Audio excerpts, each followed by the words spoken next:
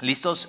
Segunda de Timoteo, capítulo 4. Bueno, vamos a empezar en el capítulo 3, versículo 16. De hecho, Segunda de Timoteo, capítulo 3, versículo 16 es un buen pasaje para que te memorices, que lo tengas de memoria. De hecho, ¿tú sabías cuál es el pasaje de la Biblia más conocido y más memorizado en todo el mundo? Es Juan 3:16. Porque de tal manera amó Dios al mundo que dio a su Hijo unigénito para que todo aquel que en él cree no se pierda, mas tenga vida eterna. Ahora, un segundo pasaje muy importante es este. Y ahora, ¿cómo memorizar? De pronto yo hago trucos como para memorizar y acordarme. Posiblemente tú dices, no, tal y yo de memoria nada, tengo memoria como de teflón. Bueno, pues de pronto hay como cosas que puedes hacer. Y el segundo, para mí el segundo más importante que hay que memorizar es este, y por eso está en Segunda de Timoteo. Entonces el primero es Juan 3:16 y el segundo más importante sería Segunda de Timoteo. ¿Y qué crees? Es 3:16. Entonces ya de pronto puedes decir, ok, necesito, cuando te quieras acordar dónde está este pasaje, es el segundo más importante, 3:16 como Juan, pero en Timoteo. Segunda de Timoteo 3:16. Y mira lo que dice, toda la escritura es inspirada por Dios. Ahora, cuando dice toda, es toda. Desde Génesis hasta Apocalipsis, toda tu Biblia, toda, absolutamente toda, es inspirada por Dios. Ahora esta palabra inspirada es el aliento, es el aliento de Dios, es la palabra de verdad. La Biblia misma dice que su palabra no regresa vacía. Ahora, que cumple su propósito. Ahora, Dios ya sabe qué quiere hacer con su palabra. Dios ya sabe cuál es el propósito con su palabra. Pero mucho depende de ti, de cómo vas a recibir la palabra. De hecho, Jesús, cuando contendía con los fariseos y los escribas, les decía, es que no hay lugar para mi palabra en ustedes. Y tienes que tener cuidado de no estar tan lleno de ti para que la palabra de Dios no encuentre lugar en tu corazón y en tu vida. Y toda la palabra de Dios, fíjate, toda, desde Génesis hasta Apocalipsis, lo que se llama el canon. ¿Sabes lo que significa el canon? La palabra canon es vara de medir. Y el canon no lo instituyó una organización o una iglesia, ni siquiera la iglesia católica, apostólica, romana, sino el canon simplemente era los libros que simplemente la iglesia primitiva usaba. Ya eran considerados como parte de ellos, los consideraban con la calidad, con la inspiración, con la autoridad suficiente para decir, sabes que esto es la palabra de Dios. Y en el Antiguo Testamento el canon, otra vez eran los libros que en época de Jesús los judíos estaban tomando en cuenta como libros de autoridad, como libros inspirados por Dios. Y entonces lo que tú puedes tomar este libro, que es un tesoro, porque fíjate, unos versículos antes Pablo le dice a Timoteo, son las sagradas escrituras. La Biblia no es un libro común y corriente, la Biblia no es un libro como cualquier otro que puedes adquirir o comprar o leer o meditar o memorizar. Es un tesoro. ¿Por qué? Porque es inspirado por Dios, es el aliento de Dios, es el aliento de vida de Dios, lo que te puede dar vida. La Biblia es el único libro que puede cambiar tu alma.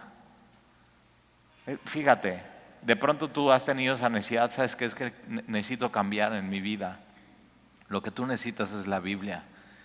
La Biblia es el corazón de Dios. Es donde Dios se revela a nosotros. Aquí es donde Dios revela sus pensamientos hacia nosotros. Es donde revela su carácter, su personalidad, sus atributos, su voluntad para con nosotros. Fíjate, tú no puedes decir que conoces a Dios si tú no has leído tu Biblia. Es como tú no puedes decir que me conoces si no nos vamos a echar un café y yo te platico cosas acerca de mí. Es lo mismo, tú no puedes decir que conoces a Dios si Dios no te platica y te dice cosas íntimas y personales y quién es Él, quién es Dios. Y en la Biblia tienes eso. Podemos decir entonces que la Biblia es su libro. Es el libro donde Dios muestra quién es su revelación. Y entonces dice que toda la escritura es inspirada por Dios y es útil. Dios dice que la Biblia es útil. Ahora, ¿qué haces con algo que no sirve? ¿Qué haces con algo que es inútil? Bueno, pues lo tiras a la basura y no lo usas.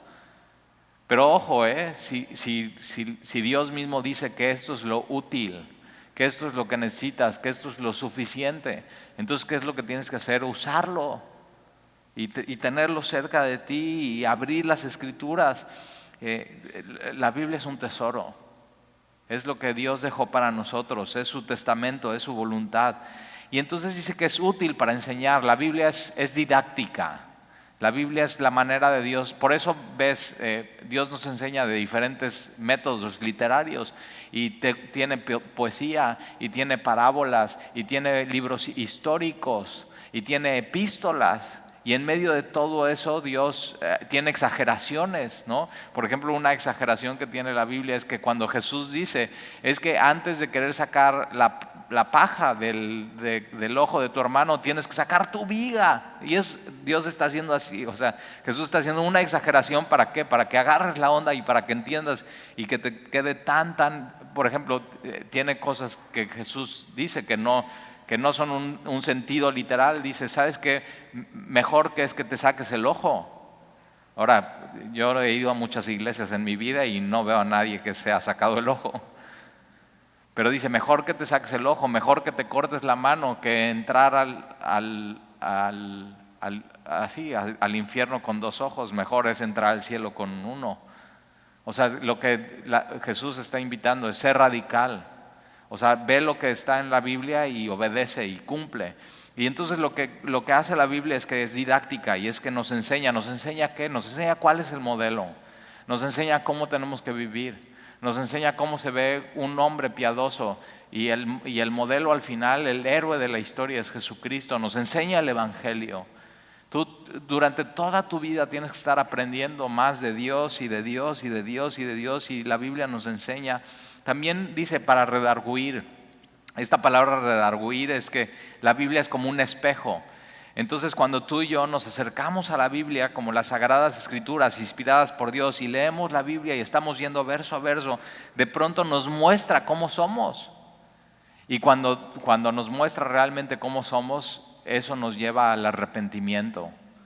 Nos muestra cómo somos tal como Dios nos ve, no como nos vemos nosotros, no como nos ven otros, sino como nos ve Dios. Y Dios dice que somos eso, que somos pecadores y que la paga del pecado es la muerte y que hemos sido destituidos de la gloria de Dios. Y Dios cuando nos ve con una necesidad de que tenemos que cambiar, que no podemos seguir igual, que nuestro camino era un camino de muerte y que tenemos que escoger un camino de vida, que nuestro corazón es engañoso sobre todas las cosas. Y entonces nos redarguye. Esta palabra redarguir también tiene que ver con, la Biblia te muestra lo que está mal en tu vida. Por eso venir a un estudio bíblico incomoda.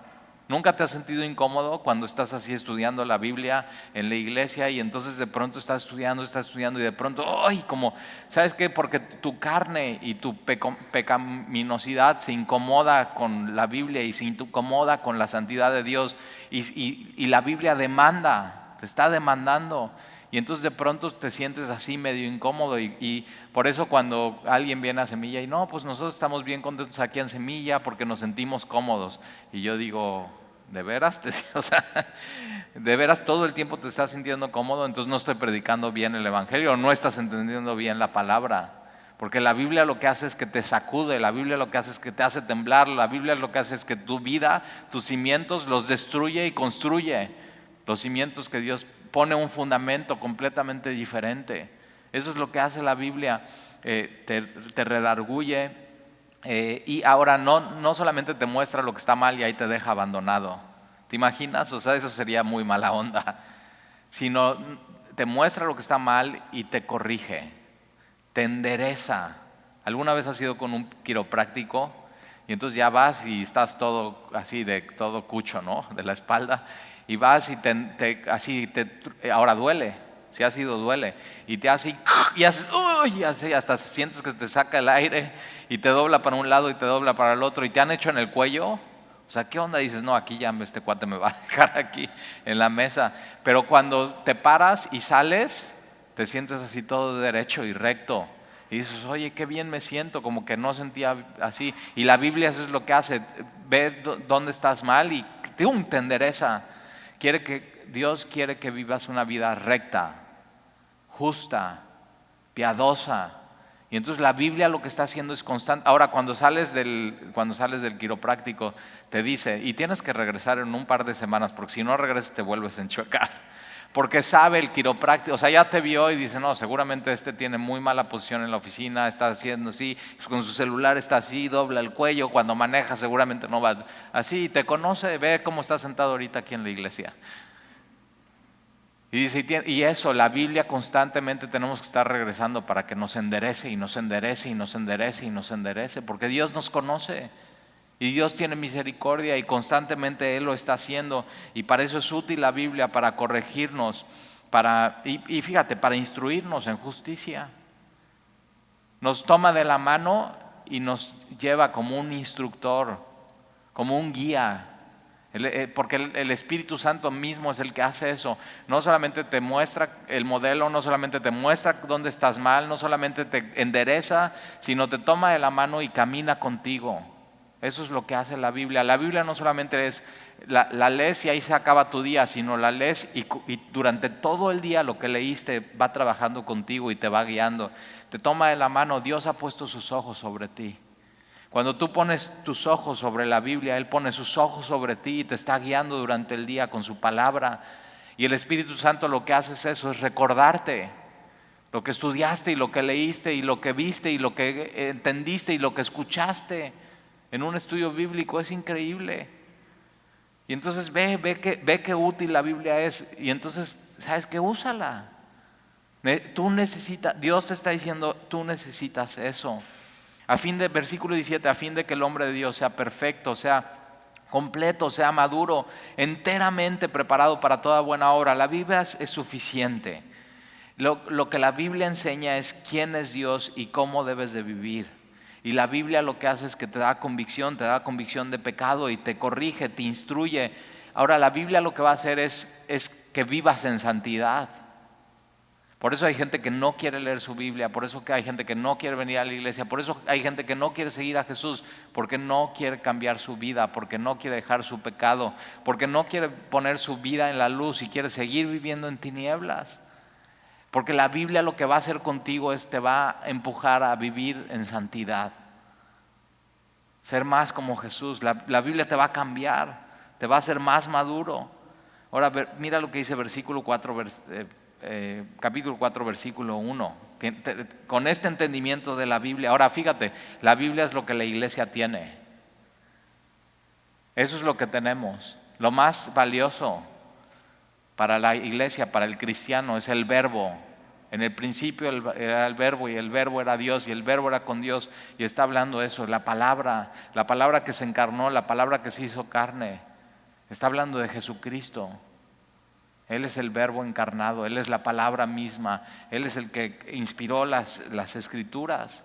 Él es el que en Génesis, cuando dijo sea la luz, fue la luz.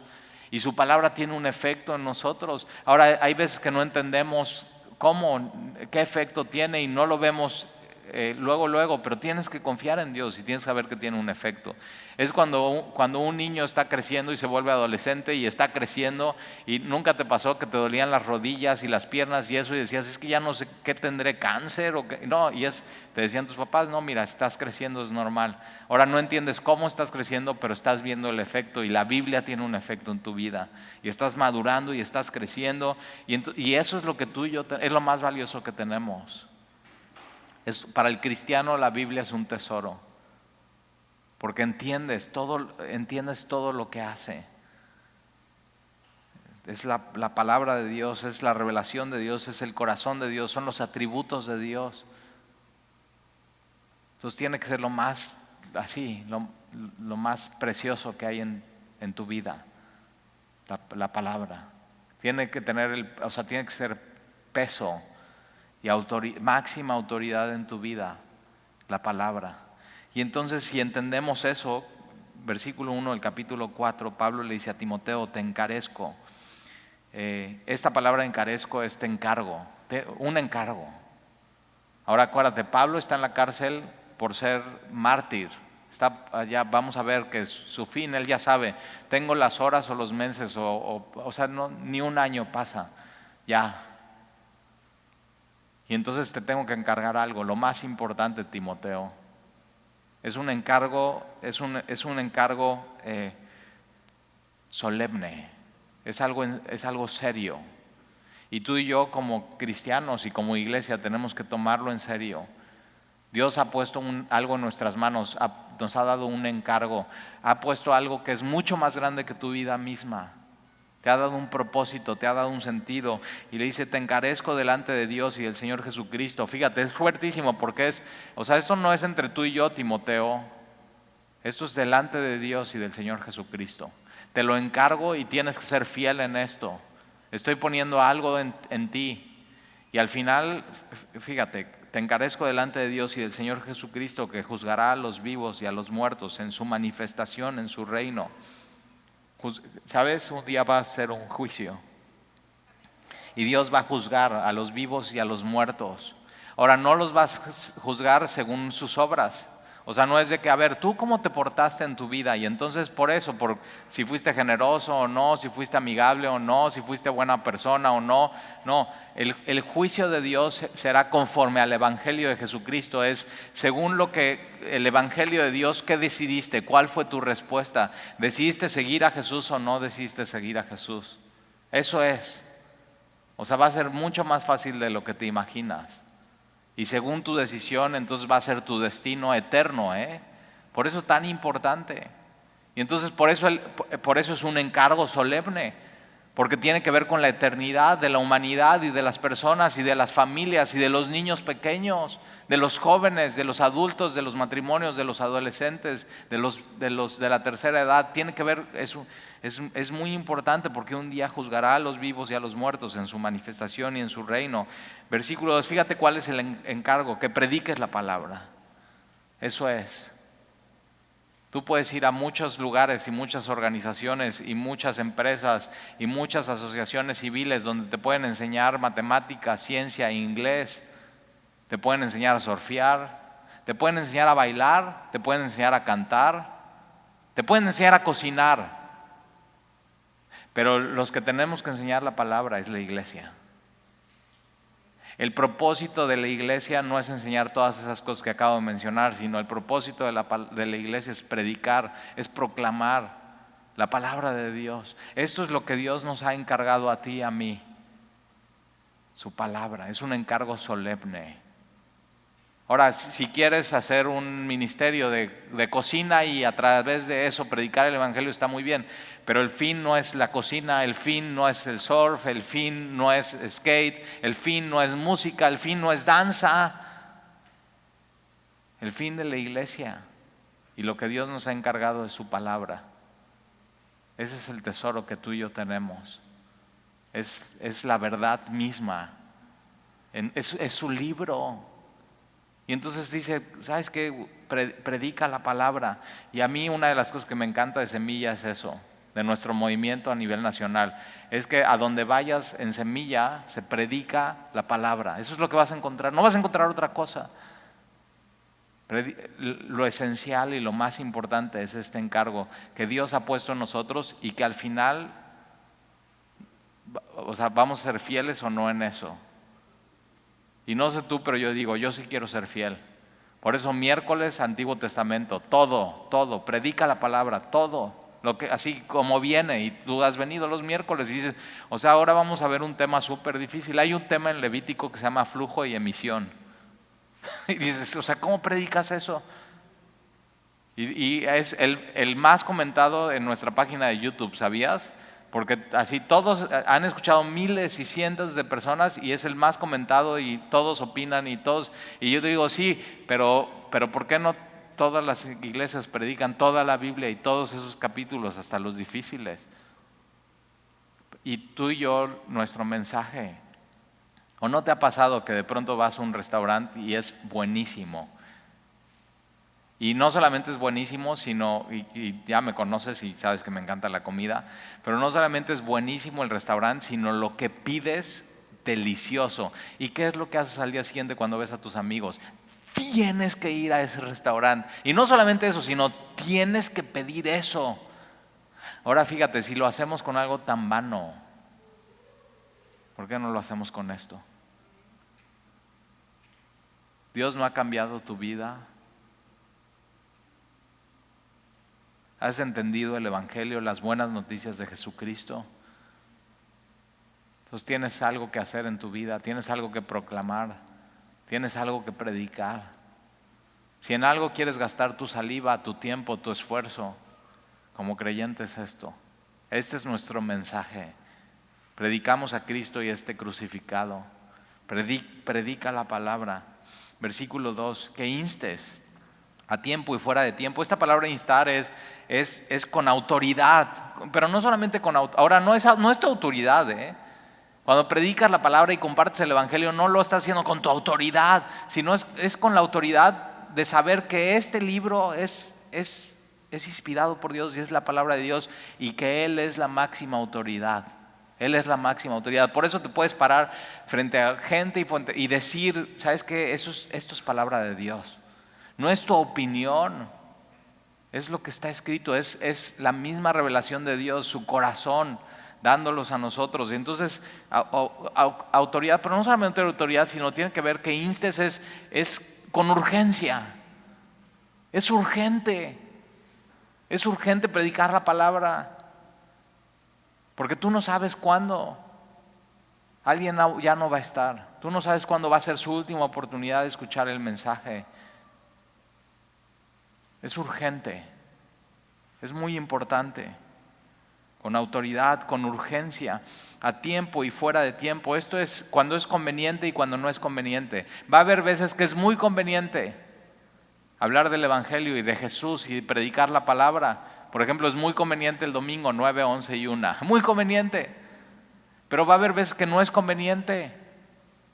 Y Pablo le está diciendo a Timoteo, y Dios nos dice a nosotros como iglesia, cuando sea conveniente predica la palabra, y cuando no sea conveniente predica la palabra. Es decir, cada oportunidad que tengas tú predica la palabra. Cuando es conveniente y no conveniente, cuando es el momento de predicar la palabra y cuando no sea el momento, también predica la palabra. Tienes que estar preparado. Cada día que sales, así, tienes que estar tan parado en la palabra de Dios, tan lleno de la palabra, tan saturado de Él y tan enamorado de Él, de lo que Él hizo, de las buenas noticias para tu vida, que cada oportunidad que veas, así, de cualquier cosa, yo siempre estoy así, cuando salgo y digo, ok, cualquier cosa que me pase es una oportunidad para predicarle a alguien la palabra, así, cualquier cosa.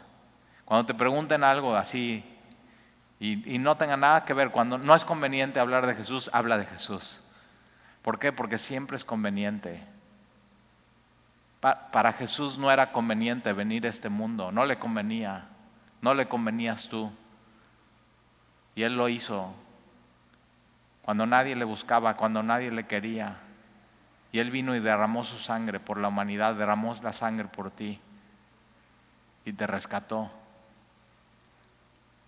Entonces, en tiempo y fuera de tiempo, redarguye, esta palabra, ya vimos eso, tenemos que convencer a los demás. ¿De qué? De que son pecadores, de que necesitan un Salvador, que están perdidos y que no se han dado cuenta. Y tenemos que llamar al arrepentimiento a la gente. Esta palabra reprende es ayudarle a la gente a dar la vuelta en U. Tienes que dar la vuelta en U, tienes que cambiar, tienes que ver lo que dice la Biblia, exhorta. Esta palabra exhortar es animar. Y lo que constantemente tienes que estar haciendo es animando a la gente. Sigue a Dios, ama a Dios, obedece su palabra. Aquí en Semilla lo hacemos cada semana, te estamos exhortando y exhortando. Sigue a Dios, ama a Dios, abre tu Biblia, obedece a Dios, ten una relación personal con Dios, ora a Dios. Dios es increíble, glorifica a Dios en tu vida. Una de las cosas que yo estoy esperando es eso, que en la vida de Tony y de Clau y de Toñito y de Karel, después de 5 años, Toño llegó aquí a Semilla cuando apenas estábamos abriendo y estábamos en calle 7. Él no era creyente, pero fíjate, Dios me ayudó así a tener una urgencia con él, de invitarlo y de decirle y de hablarle de Jesús. Y de pronto él decidió que Jesús era su Señor y su Salvador. Y mi anhelo para ellos como familia es que en medio de esto ellos glorifiquen a Dios. Así, Señor, estamos en tus manos. Exhorta, anima. Y lo que hace la Biblia es eso. Es por un lado te incomoda, pero por otro lado la Biblia, la palabra de Dios te anima y te exhorta a seguirle a Jesús. ¿Te das cuenta? Me conviene. Es lo conveniente. Es lo que necesito hacer. Y entonces exhorta con toda paciencia. Ahora me encanta esto porque entonces es con urgencia, pero con paciencia. Y tienes que tener un balance en eso en tu vida. O sea, no te puedes desesperar con la gente. O sea, es con urgencia, pero no le puedes dar de cachetadas a quien no entiende. Y una de las cosas que Dios me regaló con Toño, con Tony, es tener mucha paciencia. Y lo invitaba y le decía y le mandaba mensajes y le contestaba sus dudas. Y un día así, nada más, ¡pum! Se abrió la puerta de la iglesia y entró caminando. Y yo digo, valió la pena la paciencia, pero yo lo hacía con urgencia. Y fíjate, la urgencia, tienes que. Y entonces ayer estaba yo pensando así, digo, fíjate qué importante fue la urgencia y la paciencia. Porque entonces hoy yo sé en quién ha Él creído. ¿Te das cuenta qué diferente sería esta historia de Él con un derrame cerebral sin Jesús como su Señor y su Salvador? Y hoy su esposa se puede parar delante del doctor y decir, yo sé mi esposo en quién ha creído, entonces opérelo y que Dios le dé sabiduría, y yo también creo en ese Dios. Ahí es donde, así en la prueba, y de pronto la palabra hace lo que quiere y con paciencia. Entonces tienes que ser paciente con los que no han creído. Tienes que ser paciente con los que todavía no agarran la onda. O sea, la Biblia dice que el hombre natural no entiende las cosas espirituales. Entonces tú explicarle a alguien qué significa que no es por obras, sino es por gracia.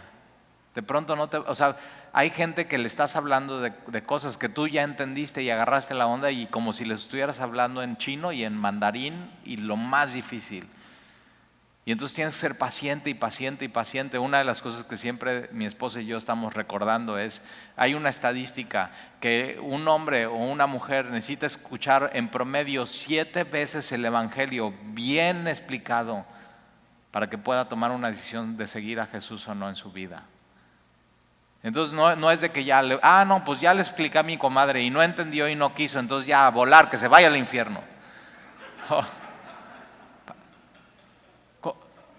Con urgencia y decir, hoy es el día de la salvación. Hoy tienes que tomar una decisión, porque no sabes mañana qué va a pasar. Hoy es el día de la salvación, hoy tienes que recibir a Jesús, hoy te animamos a que lo sigas, que lo escuches, que lo obedezcas, que le conozcas, que hagas tuyo este libro. Pero también paciente con los que no. Y siempre acuérdate qué paciencia tuvo Jesús contigo. Él fue paciente. Y Él te seguía hablando y te seguía diciendo y te seguía. Entonces tú sé paciente con los demás, con toda paciencia y doctrina. Es doctrina, es la sana doctrina. Es muy importante y la sana doctrina es la que sale de este libro, que no le tienes que aumentar, que no le tienes que poner más, que no tiene nada que ver con experiencia ni con sentimiento, sino con este libro, con doctrina. Versículo 3, porque vendrá tiempo cuando no sufrirán la sana doctrina. ¿Y cuál es el tiempo? Este es el tiempo. Este es el tiempo donde gente dice, ¿sabes qué? Yo no quiero sana doctrina. Yo quiero experiencia, quiero cosas nuevas, quiero cosas, o sea, gente abierta a cosas no bíblicas. Y Pablo le dice a Timoteo, ¿sabes qué? Va a haber un tiempo donde la gente no quiere sana doctrina, sino que... ¿Y por qué no quieren sana doctrina? Porque sana doctrina produce santidad. Y hay gente que no quiere eso en su vida. No quiere dejar su vida de pecado. Por eso, o sea, tienen tanto éxito algunas iglesias y algunos ministerios que no son sana doctrina, porque vendrán tiempos cuando la gente no quiere sana doctrina. Y el éxito de estas iglesias no es por el predicador o el que enseña, no sana doctrina, sino es por la gente que quiere eso, que quiere circo, que quiere experiencias, que no quiere poner sus ojos en este libro. Porque vendrán tiempos cuando no sufrirán la sana doctrina, sino que teniendo comezón de oír, se amontonarán, fíjate, amontonarán maestros. Entonces va a haber gente que va a decir, mira, hay muchísima gente que no quiere sana doctrina, hay muchísima gente que no quiere santidad, hay mucha gente que simplemente quiere entretenimiento, entonces vamos a cubrir simplemente la demanda y vamos a poner la oferta, y por eso se levantan estos falsos maestros y profetas. Dios está diciendo, ok, no quieres eso, no quieres sana doctrina, no quieres a Dios, quieres algo que no es Dios, aquí está.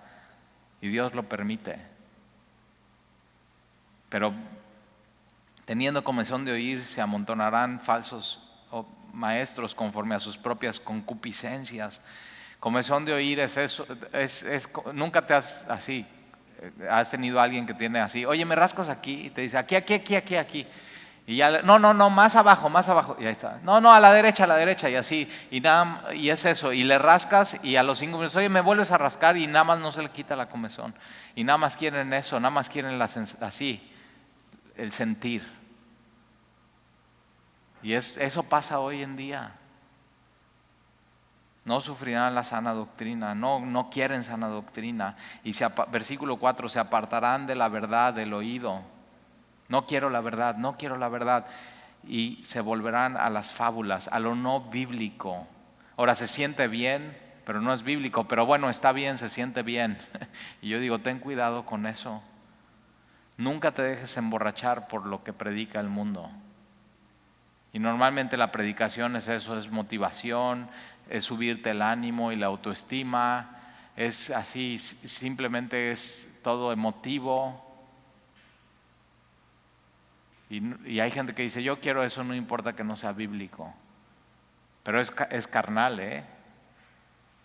Y por eso los predicadores carnales atraen gente carnal y ahí está, pero eso no crea nada, no hay un cambio en la vida.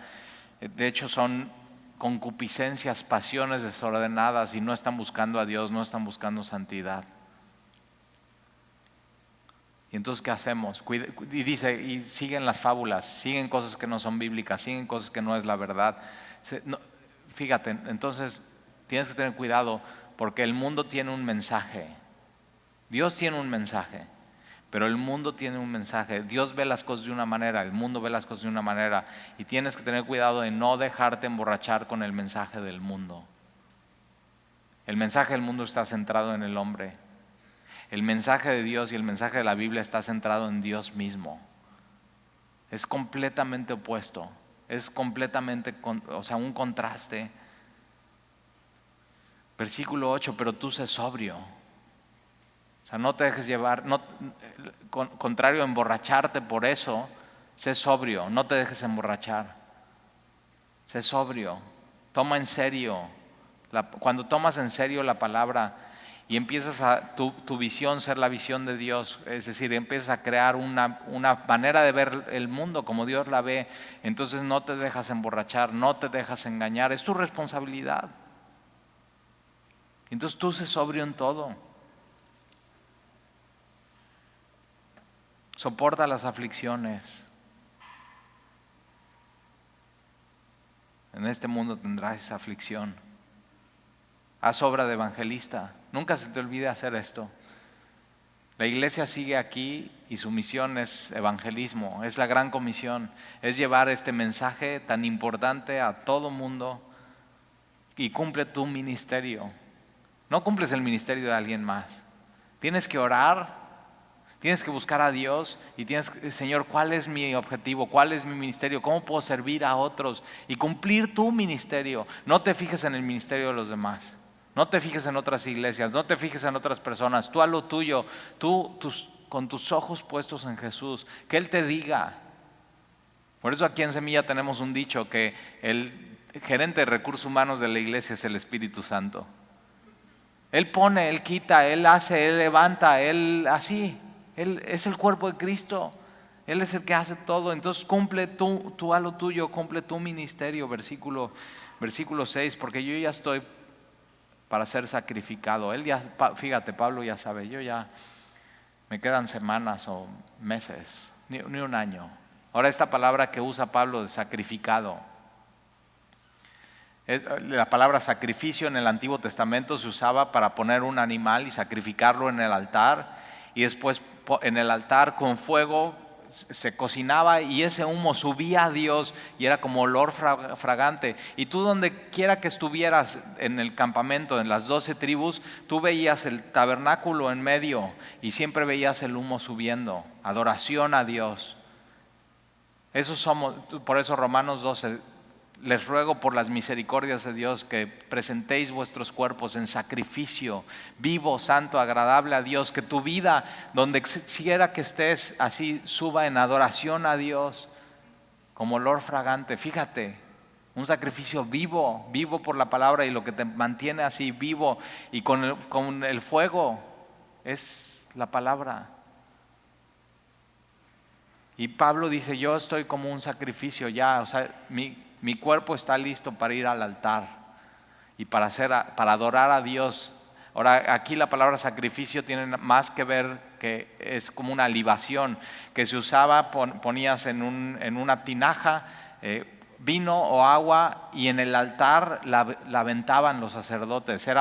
Era presentar tu vida y la derramabas ante Dios, y eso junto con el animal que se estaba quemando y fuego, y ¡fum! Subía así en adoración a Dios. Y Pablo, fíjate, dice, al final de mi vida, yo quiero que mi vida sea una adoración, como mi vida ya al morir, es como poniendo mi vida derramada a Dios, pero subiendo en adoración al Señor. Y eso es tu vida para Dios. Ahora Pablo puede decir, al final de mi vida yo ya estoy para ser sacrificado en adoración a Dios, porque él vivió una vida adorándole a Dios, caminando cada mes y cada año, sirviéndole, llamándole.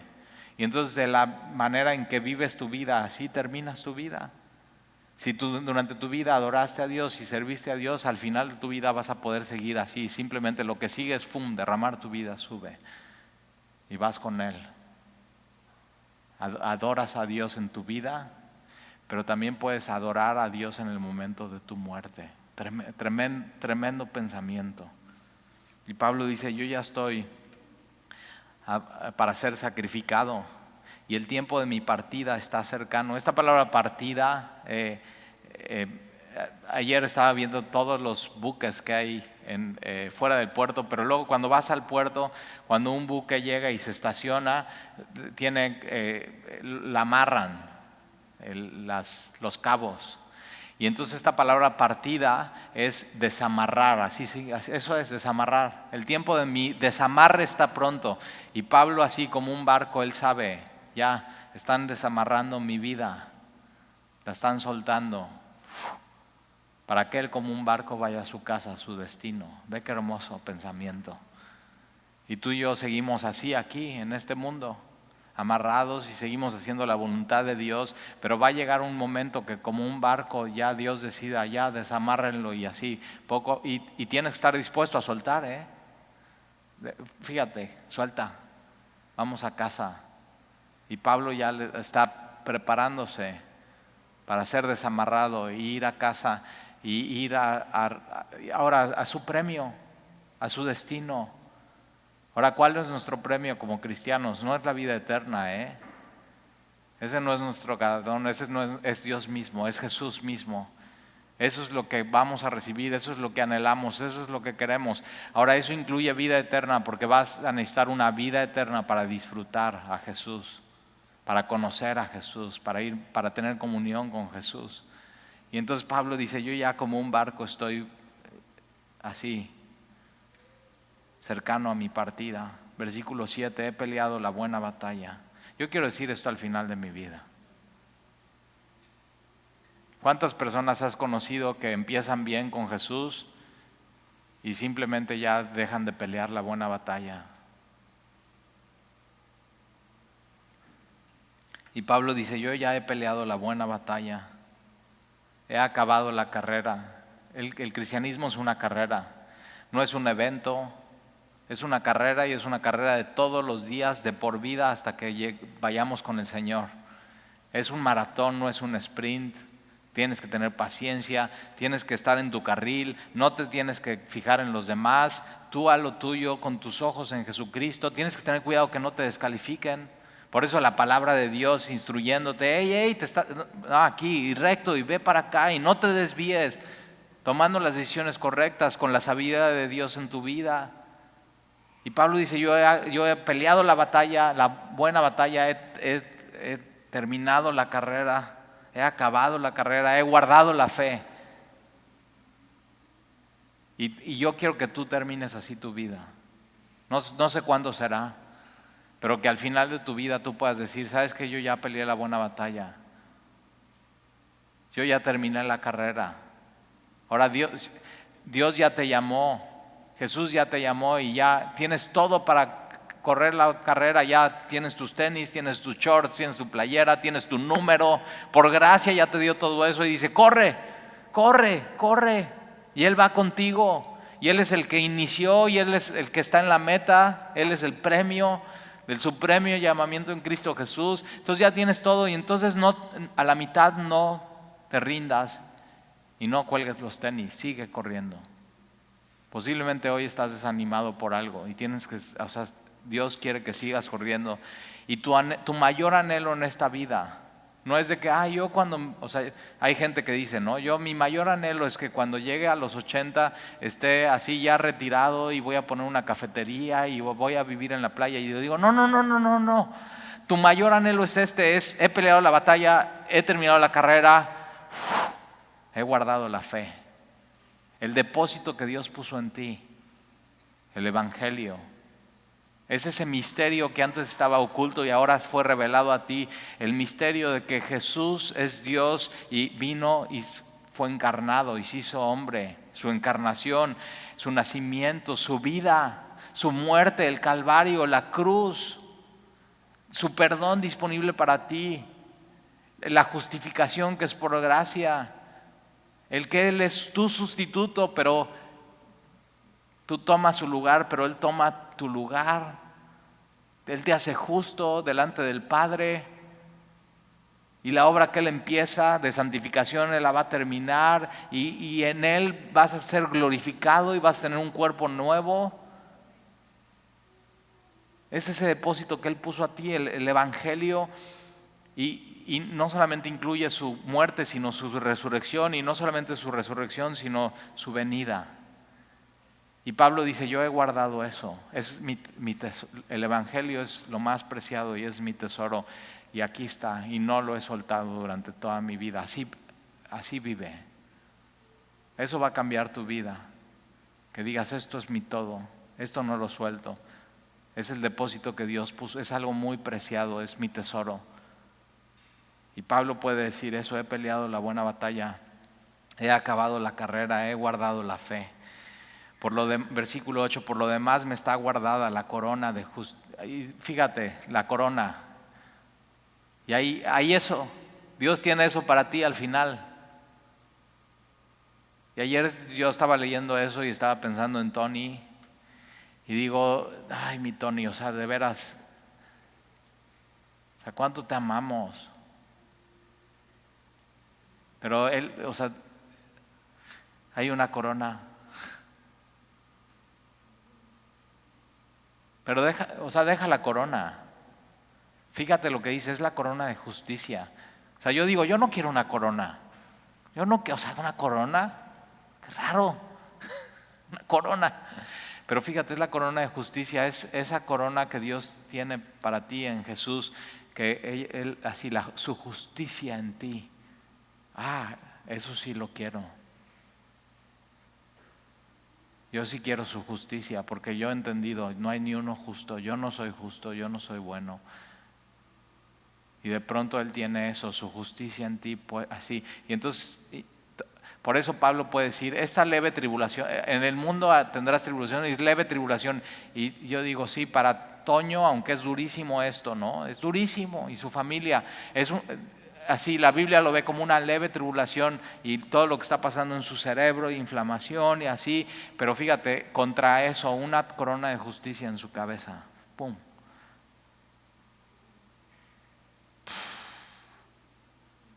Y que Dios te vea justo por Jesús cuando estés delante de Él. Yo quiero eso. La corona, no tu justicia, su justicia en ti. Por lo demás me está guardada la corona de justicia, la cual me dará el Señor. Esto, ya. Dices, ¿quieres más? Ok, aquí hay más. ¿Quieres más? ¿Quieres saber más del amor de Dios? Aquí hay más. La corona incluye su justicia, pero también incluye quién te la va a dar. Te la va a dar Jesús. ¿Cómo será ese día? Donde por fin así, y va a ser tú y Él solos, no va a haber nadie alrededor. Tú es algo personal. Por eso Jesús dice, o sea, tienes que tienes que comer de mi cuerpo y beber de mi sangre. Y todos están, ¿qué es eso? Porque cuando tomas algo, se hace parte de ti y ya no se puede separar. Cuando comes algo se hace parte de ti y ya no se puede separar. Y Jesús dice, yo quiero eso. No quiero una religión puedes ir a un lugar y salir y separar eso de tu vida. Pero Jesús, si lo haces tuyo, ya nunca más lo puedes separar de tu vida. Ya es tuyo, es un depósito. Y entonces cuando estés delante de Él, cuando Él ya dijo, tú eres mío y yo soy tuyo. Y yo digo, tú eres mío, Jesús, y yo soy tuyo. Y Él dice lo mismo, sí, Tali, tú eres mío y yo soy tuyo. Ya, nos dimos el uno al otro. Es eso lo que Dios busca en nosotros. Y estemos así, cara a cara con Él. Y Él con la corona de justicia. Y yo saber, no es mi justicia, es su justicia, me la va a poner. Y por fin ver su cara y que diga, hola, Tali.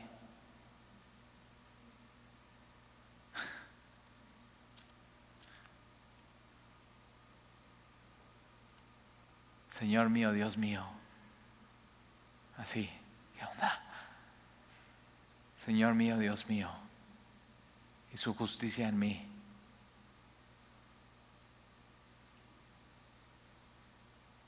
Y toda esa leve tribulación momentánea, ya. Señor mío, Dios mío.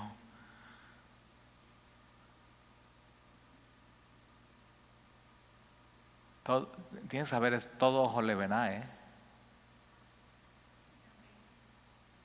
Y depende de cómo respondiste al Evangelio y a la predicación de su palabra, es en qué posición vas a estar.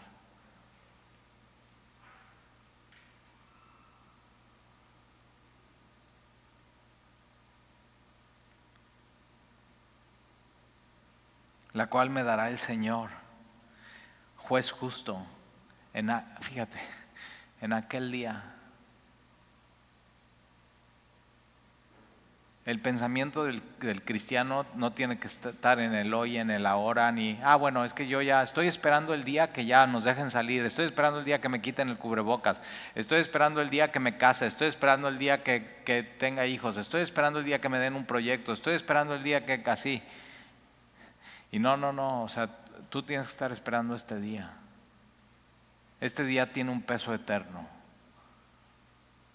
Que estés cara a cara delante del Señor. Tienes que vivir así, con un pie en ese día ya. Y tu vida empieza a cambiar por completo cuando lo empiezas a hacer ese día.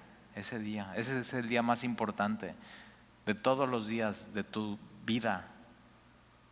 El día que estés delante de Él, en aquel día. Y Pablo dice, y no solamente a mí, porque estás, oye Pablo, pero ¿y qué? No solamente a mí. Porque tú puedes estar aquí y decir, oye, está padre eso, ¿no? ¿Y yo qué?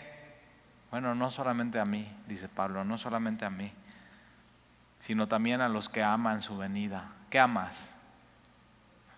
¿Qué amas en tu vida? Y Pablo dice, ¿sabes qué? Este encuentro cara a cara, esta corona de justicia, este día en particular, está preparado para los que aman su venida. No que van a amar cuando venga, sino que que ya amas hoy. Entonces fíjate, algo bueno que te está diciendo, algo bueno que puedes amar y algo que tienes que amar es, Señor, ven pronto. Señor Jesús, ven pronto. Ya quiero que vengas. Y es el mayor anhelo que tiene que tener tu corazón hoy mismo. Señor, ya te quiero ver, ya te quiero ver. Y entonces eso cambia todo en tu vida, ¿eh? Ese anhelo cambia todo en tu vida. ¿Por qué no pides, Señor, dame ese anhelo? Quita todos los demás, quita todo lo que me estorba, Señor, y pon ese anhelo en mi vida, verte. Ese día que estemos cara a cara. Y entonces todo en este mundo y en esta vida va a guardar su proporción. Vas a ver, todo va a cambiar.